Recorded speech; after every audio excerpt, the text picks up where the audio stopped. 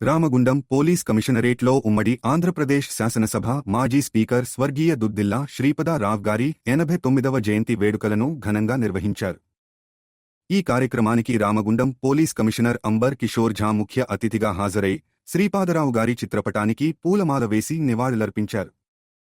ఈ సందర్భంగా కమిషనర్ మాట్లాడుతూ ఉమ్మడి కరీంనగర్ జిల్లా మంథని నియోజకవర్గం నుంచి 3 సార్లు ఎమ్మెల్యేగా గెలుపొందిన శ్రీపాదరావు గారు అనంతరం శాసనసభ స్పీకర్గా బాధ్యతలు నిర్వహించారని తెలిపారు.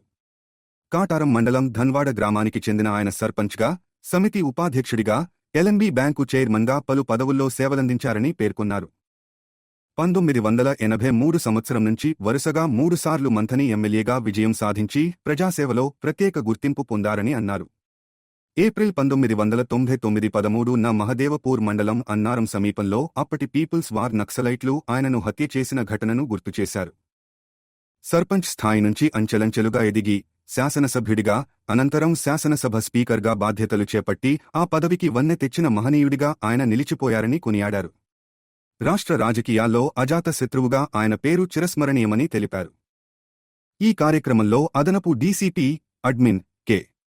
శ్రీనివాస్, గోదావరిఖని ఏసీపీ ఎం.